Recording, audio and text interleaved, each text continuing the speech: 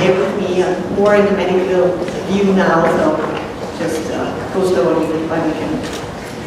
I'm just going to go real slowly. Anatomy, I think most of you are climbers and know about the pulleys, but just to remember what they are made of, we have two annular pulleys which are attached to bone, which are the A2 and A4 pulleys.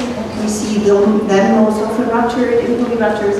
There's one that's not attached to the bone, that's the A3 pulley, that's attached to the roller blade, and less important, the C1, C2 cruciform pulleys are not, well, we don't consider them as important. What happens when the pulleys are removed, the tendon moves away from the bone and you can't really properly flex the finger anymore. When we look at a pulley in a cadaver or when we operate on pulleys, you can clearly see them. They're like shiny, much stronger than the tendon shaft. And I was amazed when I saw my first pulley on a cadaver. It's really, really strong. If you've ever heard a pulley rupture, I think you know why it is that strong. It's quite a strong structure. When a pulley ruptures, there are several ways to manage a pulley rupture. However, if there's a multiple pulley rupture, as you can see on the right, we recommend a repair, and this is what I'm going to talk about. There are several repair methods, and they've been investigated in studies.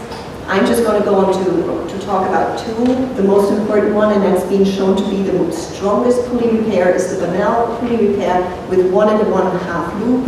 You take another tendon, most often, well, I'm going to talk about how it's done. And the one that has been proven to be the most functional is the Wiley Kleiner repair.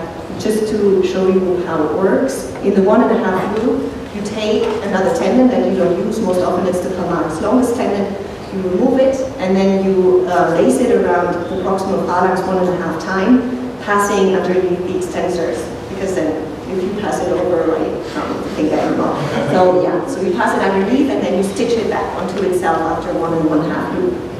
And then the Wiley repair, another repair technique, you use again the palmaris longus tendon if it's there, and you lace it like a shoelace through the remaining stumps of the pulley that has been ruptured on the tendon shaft. And you go back and forth, and that way you have a longer distance that you can cover with the repair. And that's probably why it's been proven to be more functional. The problem with 1 1/2 loop that we've seen is that the extensor tendons tend to be kind of irritated because there's like a structure underneath, and when you move the finger, the extensor tendons go over them all the time, and that kind of irritates the extensor tendons. We've had several patients complaining of that irritation, even leads to a block where they can't really move their fingers anymore, it just stays stretched or in a flexed position. We also were able to notice an intermittent inflammation that led to actual bone loss of the cortical structure in the proximal phalanx, probably as a consequence of reduced blood flow, and that kind of worried us. And we've had several climbers complain to us that the structure is pretty big, and they couldn't wear their rings anymore, as it's the ring fingers most often, you know, so they had kind of problems with their wives at home. So the relative thickness is a problem. This is two patients that we were able to show where you can see the actual bone loss in the radiographs as a consequence of the reduced blood flow of that tendon graft. So the idea was to actually drill a hole in the proximal phalanx, do the 1 1/2 loop across that hole that we drilled, and then proceed using the Kleiner repair that was strong, that led to good functionality. We combine the two and not, you know, need to bone loss or whatever. However, we're not so sure that if we were going to do that, whether the proximal phalanx would actually hold, you know, because like drilling a hole through such a small bone leads to weakening of that bone, and we were kind of afraid that if we did that on patients that they would just, you know, break their fingers as a consequence of it. So we decided to try cadavers first. And we used the force transducer that we've been using in several studies before. We used cadaver fingers. We inserted them into that machine. Andreas Schweitzer actually invented it. He's going to present a talk tomorrow. And we were able with this machine to pull on the fingertip and at the same time record the forces in the flexor tendons.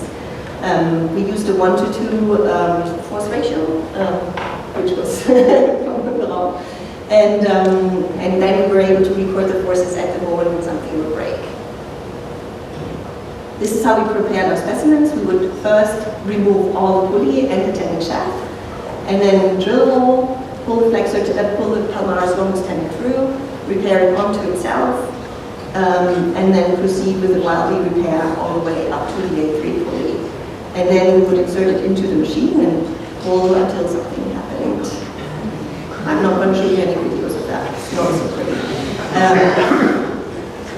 And we compared it to fingers that we did not operate on. We removed everything but left the tendon shaft and the pulleys intact, and then we looked at what happened.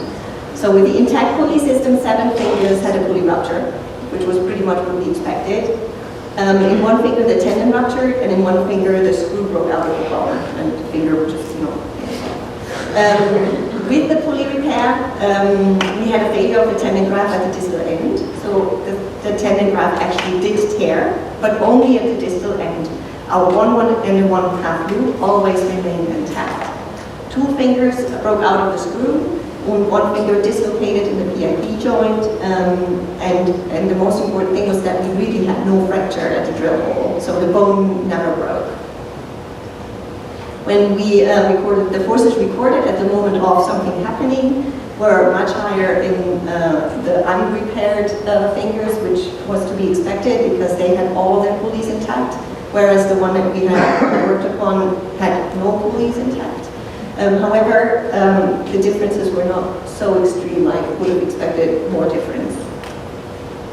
So the most important thing for us was really that there was no fracture of the bone at the side of the drill hole. And that the 1 and 1/2 loop never broke. That was kind of surprising.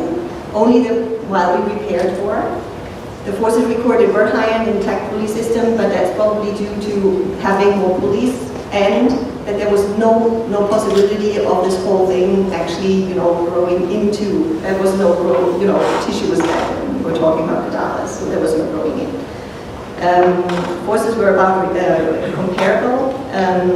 So we were kind of, that was what we wanted to see, right? No breakage of the bone, and our 1 and 1/2 loop remained intact. So we decided to go on with this, and we tried it on several patients. I actually repaired multiple pulley ruptures using this new repair. And this is a video intraoperatively on one of the patients, just to give you an idea how well this works. And you can see that it actually slides, right? There's no resistance. It's quite smooth. That was our main goal, that we wouldn't impair the flexor tendons either. And then this is after healing.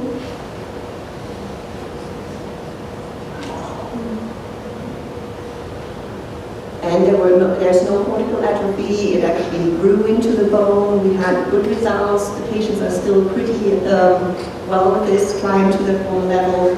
We really achieved what we wanted to achieve, and the transosteal modification gave them everything that they wanted, and they can still wear their wedding rings and